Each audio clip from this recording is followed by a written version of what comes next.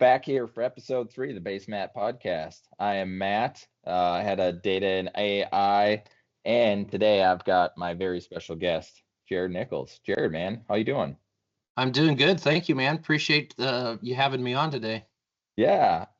Hey, why don't you give everybody a little bit of background on, your relationship with BaseMap and what you've been doing in the outdoor industry for the last couple of years.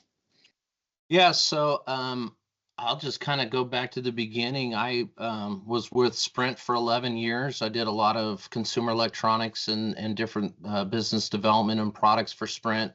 Then went and worked for Garmin for 5 years and launched their very first dash cam for them. And then the last 8 years, I worked for Vista Outdoor with Bushnell and Primos and the trail cameras and such. And then the last year, I've been working with BaseMap as a consultant in their marketing and biz dev area, and also working with a lot of our ambassadors and influencers. And then I'm working for a radar company out of Lawrence, Kansas as well. So a lot of Awesome. irons in the fire right now. Yeah. And you've always been kind of involved, I guess, on the hunting technology side for the last, decade basically since Garmin, Yep. right? Yep. That's right. Which is pretty cool. So you've kind of seen a lot of that evolution with trail cams and different products over time. And how is that? Has it been pretty rapid in your view? Yeah, I would say the last like 5 years where the trail cams have come and where they're going has been just awesome. You first had the trail cameras with the SD card and then cellular, and now you've got object detection, image recognition, Yeah. predictive analytics. I mean, all sorts of stuff's coming along with trail cameras. And some people think it's cheating. I think you're actually helping yourself just position yourself better and making ethical opportunities to take game. I think that's where in my mind where trail cams make a difference. And I'm an electronic and technology geek, so I love it. I think it's fun, but I know Yeah. some people have other opinions. So Yeah, well, there's always two sides to every coin, right? And that's so right. Yeah. you can find the good and the bad, and obviously we try to make products better than they are worse. So cool. Well, today I think we're going to talk about turkey, right? Are you like a turkey fanatic? Is that an accurate statement? I caught the bug, and yes, I am.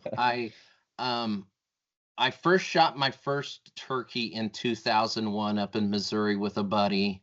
And then in 2017, I was given the opportunity to go hunting at the Kansas Governor's one-shot turkey hunt, and Okay. and that's when I got the bug. And so I've been doing that every year since 2017.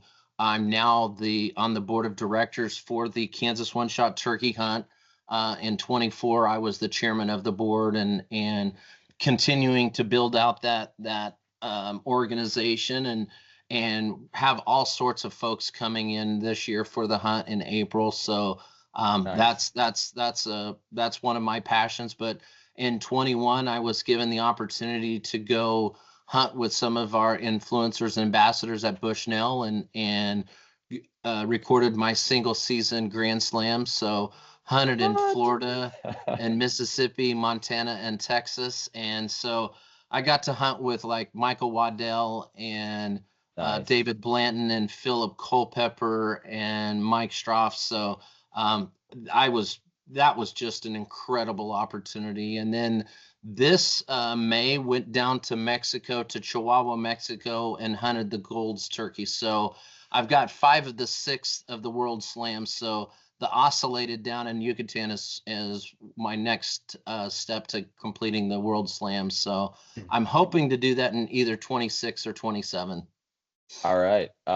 Okay. That is fantastic to know. I think one of the things we're going to talk about today is, I guess, maybe some strategies or how it's a little different going from state to state, and hunting turkeys in some of these different states.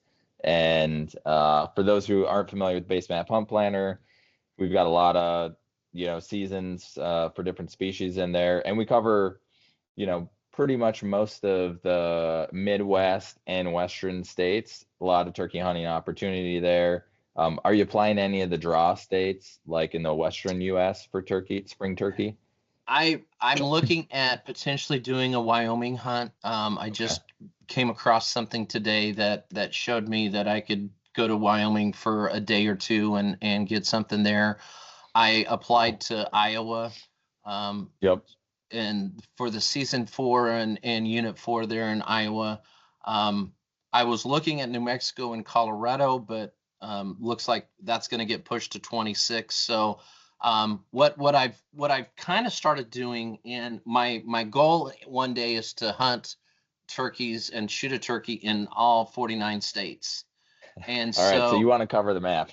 I do. And so what I've strategized now is I'm based out of Kansas, and so Kansas is my central location. So I've shot a turkey in Texas, Oklahoma, Missouri. I'm working on Iowa. Next year I want to do Hmm. Nebraska, all the states that So touch you're kind of Kansas. going That's out. that's Okay. that's my plan. And so using the hunt planner is a great tool for me to go in and look at, like, Colorado, Wyoming. Where are the best areas? Where can I concentrate on public and then private? What Yep. dates do I need to apply?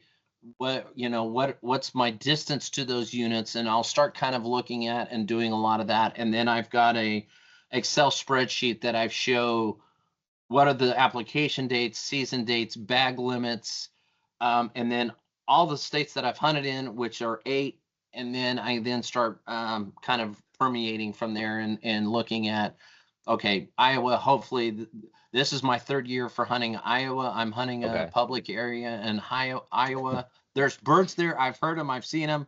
I just can't get it done. So Yeah. I Yeah. so that's kind of my plan. And so and then just continuing to permeate from there and just reaching out to friends and family that I know in certain states, and Hmm. that's kind of my plan. So first is starting with the hunt planner and base map, Yep. seeing where what the dates are to apply, where are the good units to hunt in, public or private, finding out if I know of any people in those locations or areas, and Got then it. eventually just kind of, and then hopefully, like, in a couple 2 3 4 years, like, I'll go up to the Northeast and spend 3 or 4 weeks And just hunting try to in, like hit a bunch of, yeah. Okay. hitting all the states in the Northeast, and Yep. then kind of the same thing in the Southeast, and then the upper Midwest, and then the Western states, and trying to do that. And so I think within like 4 or 5 years, if I focus on 2 or 3 weeks doing that, I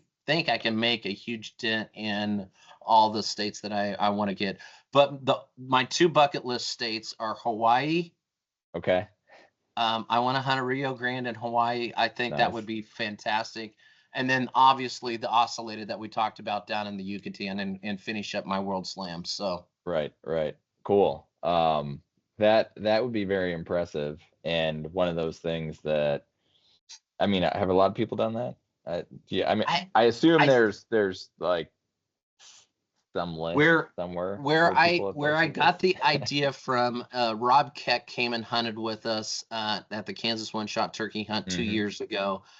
He used to be the president of the National Wild Turkey Federation, and so I got to know Rob pretty well, and dear friend. And matter of fact, he's the one that turned me on to the hunting lodge down in Chihuahua, Mexico, El Okay. Halcon Hunting Lodge, and I'll put a plug in for them. But he told me that's one of the first conversations that I had with Rob, is he had hunted in every state and hunted a turkey and killed in every state. And I'm like, that is so freaking cool. So I'm like, okay, that's a challenge that I want to take on. So Nice. So with the hunts that you've done so far, um, like walk us through any variations that you've noticed in terms of turkey behavior, or the difficulty to actually get on turkeys. so the most difficult was down in Mississippi with Philip Culpepper. We hunted 5 straight days, solid and hard, and Yeah. the Easterns, and I think it's because they're just so skeptical of anything that moves or breathes down there. That's why, is because I think every turkey's been hunted since they were a little poult all the way Yeah, to yeah. a tom, and so on the Bushnell YouTube channel and Philip Culpepper's Spring Thunder, my episode is out there hunting with Philip, and Nice. he and I reaped up onto this. I'm guessing it was a 3-year-old Tom, and we reaped up on him out in the middle of the field. And Philip is just, he is the best caller I've hunted with, and he is fantastic. And he brought that turkey in from about 55 yards right into our lap almost, and that was incredible. But the Easterns are, I think, are the most I would say they're the most just cautious about coming Yeah. in. The one that's the most aggressive is the Osceola down in Florida. We Oh, put yeah. out our decoys, we called, and boy, that turkey came in flying, and he was wanting to fight. And so that was an incredible experience.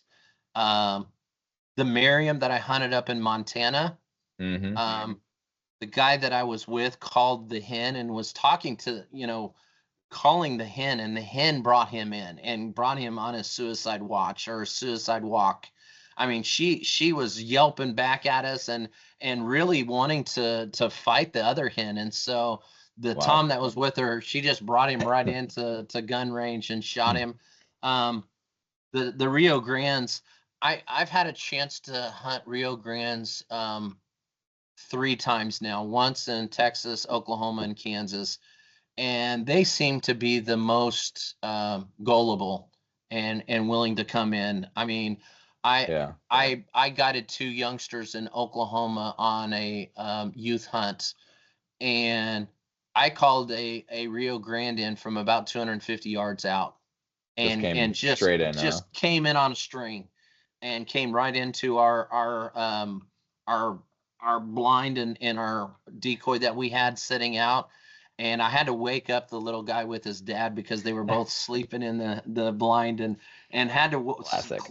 quietly wake them up and get them ready. And at this time the Tom was all over the hen and trying to figure out what was going on.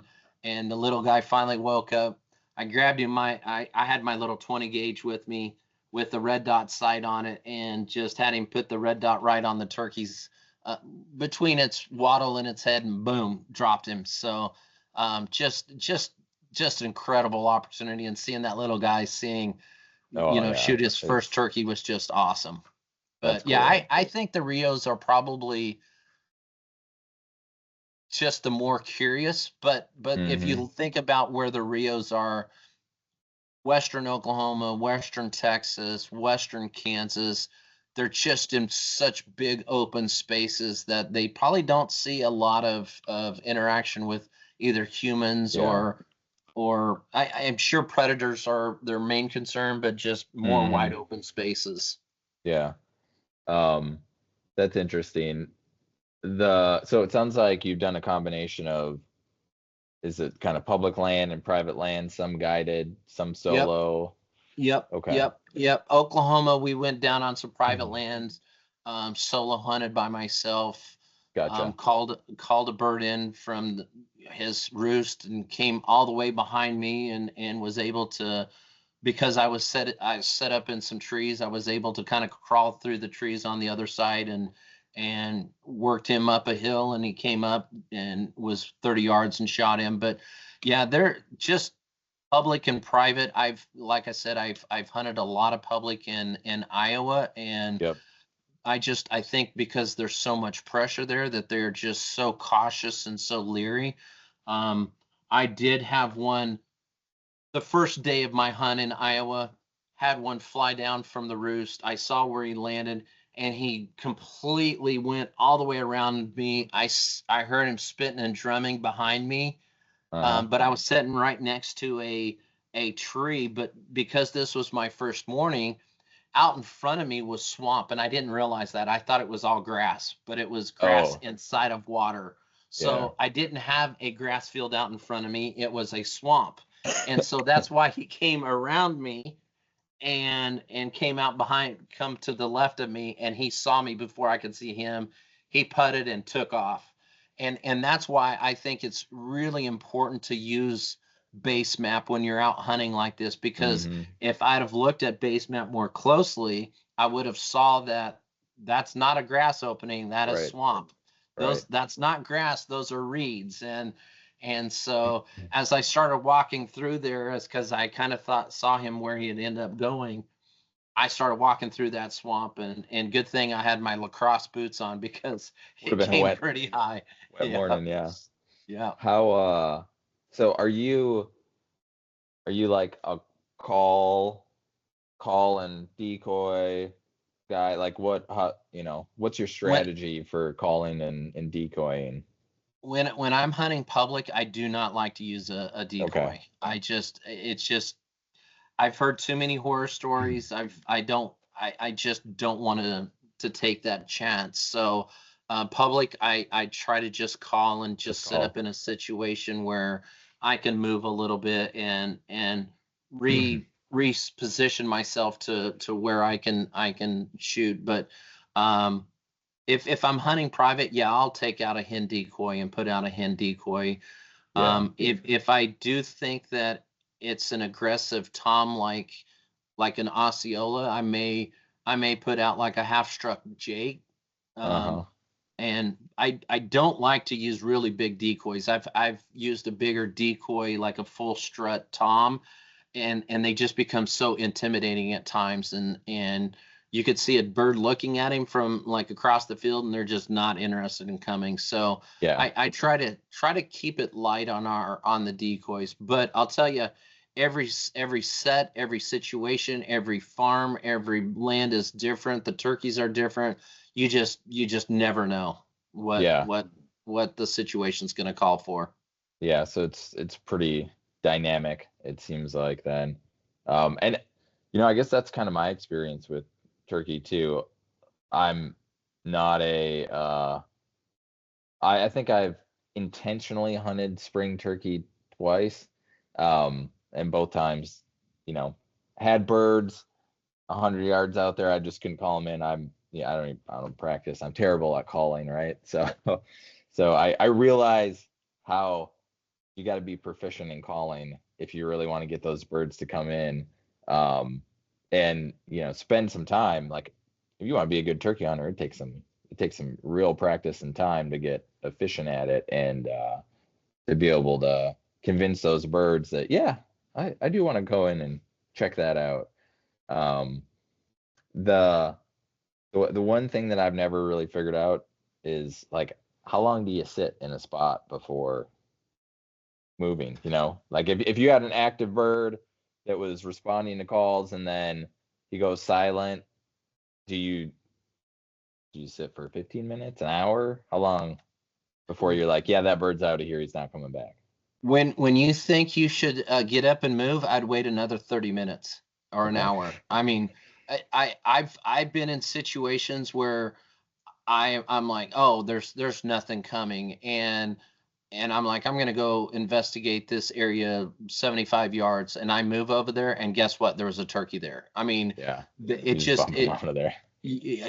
and when you move, that's exactly what's gonna happen is you're gonna bump them. And so I've done that so many times where I'm sitting somewhere and I fall asleep, or I'm not paying attention and I look up and there's one. I mean, Hmm. or I stand up and I think there's nothing in sight and I'm walking and I bump him. I mean, that's been the biggest lesson that I've learned from turkey hunting is being patient and just making sure that if you've called and nothing has responded, I would wait 30 minutes, an hour, maybe even an hour and a half, just to make sure that because the turkey may be coming in silent and quiet, and you Yeah. have no idea.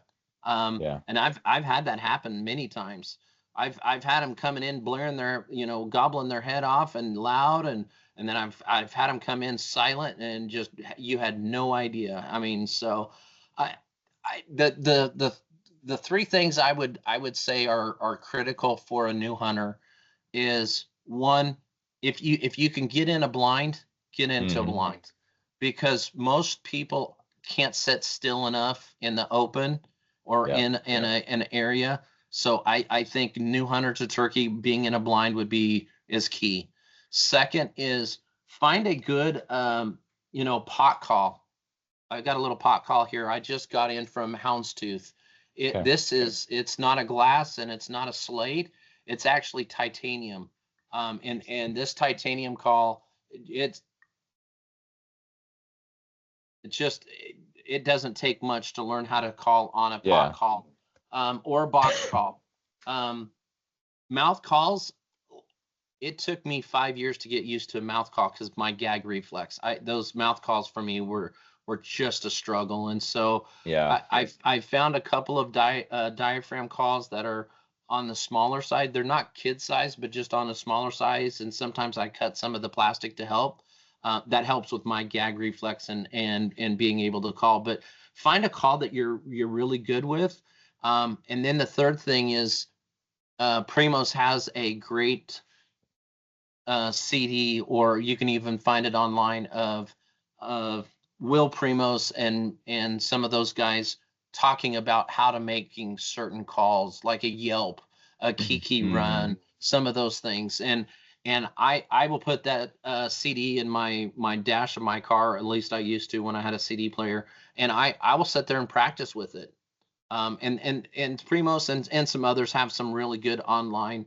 And then the other thing is watching a lot of like videos on YouTube and learning from guys like Philip Culpepper, or some of those guys on how to call. There's Yeah. some really good callers out there. Uh, oh, the guy that does Pinhoti Project, I can't think of his name right offhand, but he's a awesome caller too, and he's got some really unique calling and some PPs and some things like that that do really well. That Tom will be interested in a young hen, because Yep. young hens aren't experienced like a boss hen is. So those are some of the things I would tell new hunters to do, is just practice your calling, or find a good pot call that you're proficient with, or a box call, and then gradually move up as you start learning more and more. Yeah. Okay. That's good tips. I've got a box call and then mouth call, and I've I've tried to use the mouth call as much as I can because I know that like just making those movements with the box call, I'm always like, if I can just go straight to the mouth call. But maybe that's my problem. Maybe I'm trying to run before walking. With your box call, Yep.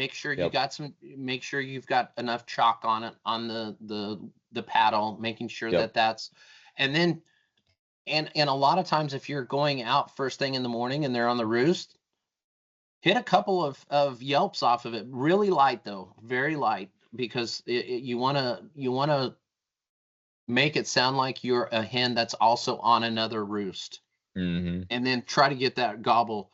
But that's the other thing is calls, owl calls, anything, even a coyote call, just to get them to shock gobble on the roost, Yep. and then locate them, and then try to figure out, looking at your base map, locating where they're at on the roost, and then trying to figure out where you think they'll pitch down to, and find that place where you think they're going to pitch down to, and try to be 50 yards, 75 yards to where you think they're going to pitch down. And if you're on private, put out your hen decoy, step back 30 yards from the hen decoy, and then set up, and then make sure you're kind of covered so that you can do your box call or your pot call. Because if you're covered up by some other vegetation, but you have a position where you can point your gun right at the decoy, Yep. you're set. You're in a good setup.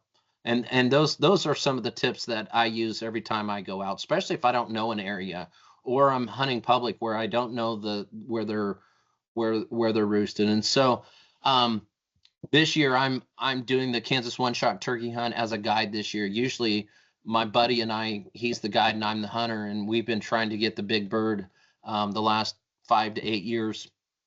This year I'll guide, and that's one thing I'll do is I'll start scouting in March and trying to find out where they're roosting. I'll put out a camera or two trying to find Yep. out where they're where their transporting or transportation routes are, where they're walking, and then just try to figure out how to set up on them, and then so that I can put my hunter in the best position possible to try to bag a turkey. So For folks who don't know what the one-shot turkey hunt is, what is it, Jared? yeah, so the Kansas One Shot Turkey Hunt was founded by Mike Hayden and Marv McCown back in the late '80s, and it Hmm. was a way to raise funds for conservation and get friends and people together to celebrate turkey hunting, and it's hosted every April in El Dorado, Kansas. Nice. About 50 hunters will come in. The organization sets those hunters up with a guide, and the guides go and find property to hunt, and there's a welcome banquet on this year. It's Wednesday night, and Okay. then the hunters and the guides will hunt Thursday and Friday, and then Friday night there's a closing banquet and closing ceremonies. Last year we had oh goodness, we had a country music star. I can't think of his name right offhand, but Logan Mize. Logan Okay. Mize came in and performed Saturday night, which was the banquet night, and we keep track of scores of the turkeys, and it's the weight plus the beard times two, and then the spurs times 10. You'll take all those points together, and whoever scores the most points at the end, they end up winning a shotgun, and we mount their bird for them, and then they get an Nice. invitation to come That's back to cool. hunt the next year. So yeah, Cool. so and it's fun. The Kansas One Shot Turkey Hunt. We have 4 pillars in our mission statement. One is to continue the youth or the hunting heritage with our youth. So we'll invite Hmm. 5 Kansas youth hunters to come and hunt with us. All expenses paid. We set them up with a hotel that we help them with Awesome. the hunt. We've got sponsors to buy them a shotgun, so they get a shotgun, and then they get all the hunting apparel that's provided by True Timber. Lacrosse donates their boots, and they get boots. And then the National Wild Turkey Federation gives out a hunt to any of their participants in the Grand National Calling Contest. And then we Okay. have American heroes that we honor that have either first responders, veterans, active military. 3 of those come out and hunt with us. And then our third mission is conservation, trying to continue the conservation heritage, and trying to figure out how to continue the turkey population and how to grow it and help with the habitat. And then our fourth area is to be an economic vehicle for economic development in the state of Kansas. So we partner with the Kansas Department of Commerce and Tourism, and we get anywhere between 3, 4 hunters from them, or all the way up to 10 hunters. A few Okay. years ago, a company out of Minnesota, Marvin Windows, came out and Oh hunted with yeah. us, Uh-huh. and they ended up, after our hunt, they ended up building a big facility up here in Kansas City, Kansas area, as a distribution center. So yeah, we're trying to help the state of Kansas bring in potential businesses to the state, and that's really kind of what the 4 pillars of our mission are, is for the Kansas One Shot Turkey Hunt. So we do Cool. have a website, kansasoneshotturkeyhunt.org, if you want to learn more. Or we're always looking for sponsors, looking for hunters for next year, and guides. So if someone's watching this and wants to learn more, reach out to us. Awesome. That sounds great. And I know obviously BaseMap, I think sponsored gave away a bunch of free subscriptions last year. So I think we're very happy to be associated with it. Uh Non-residents, as long as we're talking about Kansas, non-residents and wanting to hunt turkey in Kansas, what happened there? Yeah, so you've got 2 more days to fill out your application Right, it's a to draw hunt. now. Yeah, so it's another one of those states, another state that went to an application. Our neighbors to the north and Nebraska Yep. did it, Kansas did it. I'm sure more and more states are going to do it. It creates a supply constraint, and so it Hmm. increases demand, and people want to apply.